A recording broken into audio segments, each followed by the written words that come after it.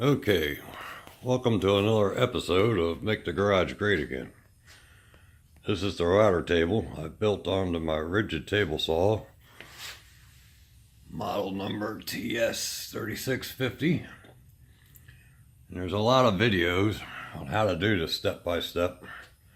I'm not going to waste anybody's time with that. I'll just go over the highlights of what I did different, and you can decide whether they're good ideas or bad ideas. But I got 3/4 plywood, and I bought a Craig mounting plate. I got a Craig switch, 2 receptacles on the back, one for the router, one for a vacuum. I built a frame out of 3/4 by 2.5 vinyl, and then screwed it to the T-slots on the fence, and then anchored the plywood through that and counterboard it with deck screws from underneath.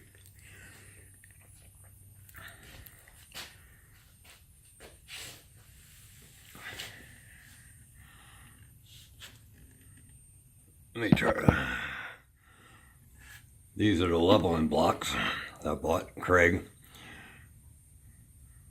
That way the holes is straight through the plywood. And I bought this Triton 2.25 horsepower router, which is the CZ of router as far as I can see. It is tricked out, but there's lots of videos online about them too. I looked at a lot of routers, and this is the nicest one I could find. That's the back of the Craig switch. If you loosen this cover on the router, there's a separate vacuum port underneath these guards for around the bit. You loosen it up and you can put a hose right in. There's ribs in there to hold it, and that works really good.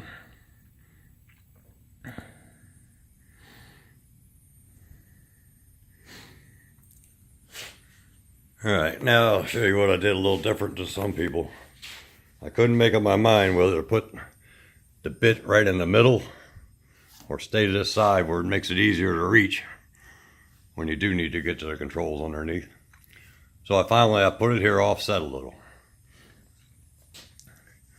Then I made this fence, and I made it real narrow, and slots and holes are symmetrical on each side, so that I can take this off, put it over here, flip these over onto the other side of it, and I can move this whole fence down to this side and work off this side of the router. Don't know how much I'm going to end up doing that, but that's the way I did it. But it makes it kind of narrow, a little tight getting into.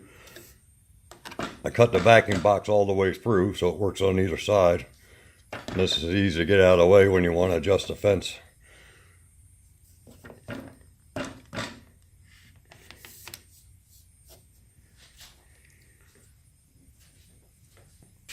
Then what I did was I teed it off here, go to the router, and this goes to a shop vac.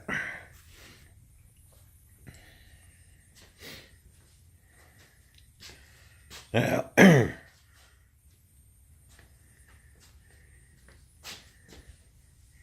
the saw is plugged in and it is hot. What I end up doing here, let me unplug this.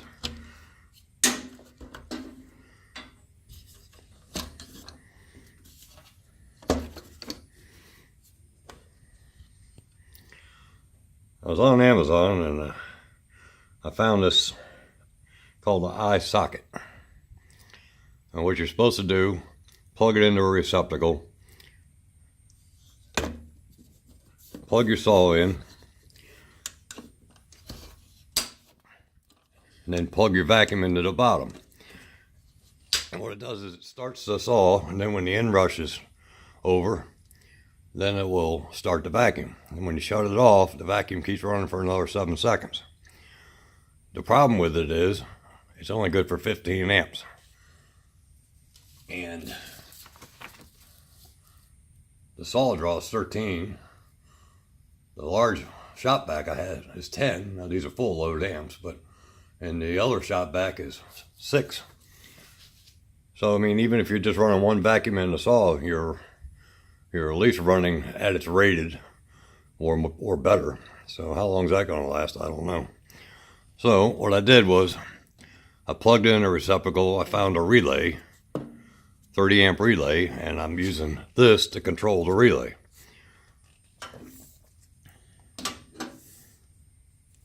So this runs over to a set of receptacles to feed the saw and the router, which I only use one at a time.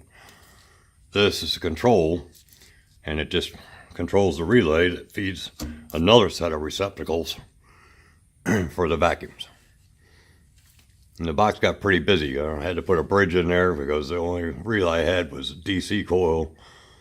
And the other problem I had was even when this is off, there's a residual voltage on this. Wasn't enough to pull the relay in, but it wouldn't let the relay drop out when you got done. So I had to put it in the idiot light in and put a little load on it. Let me go over and show you the receptacles they feed.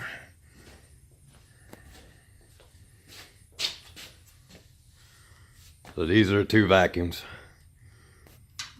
Of course, the saw and the router. Oh, one other thing you might find interesting. I was real careful that all these spacer blocks were exactly square and exactly the same dimension. Well, when I got done, the whole thing was leaned this way a little bit. It was a little out of square. As you can see now, I've got a piece of masking tape shimming this out, and it's pretty close.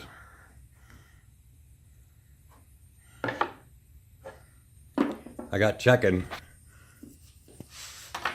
The problem is here.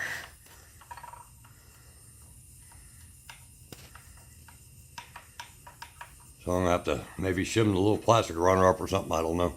Then take the tape back out.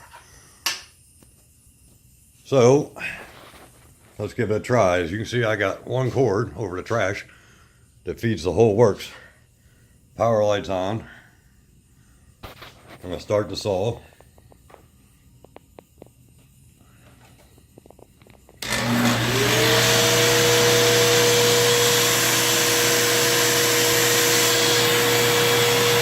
Now let's shut the saw off.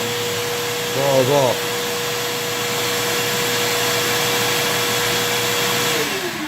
Seven seconds.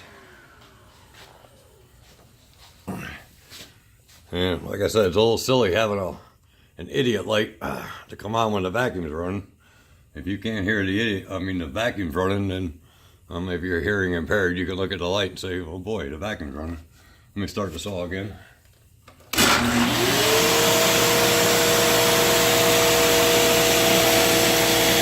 And off.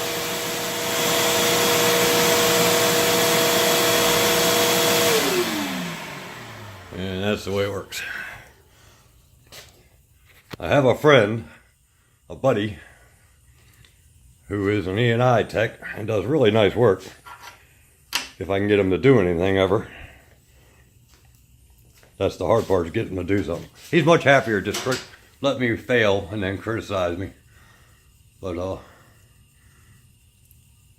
that's what I got.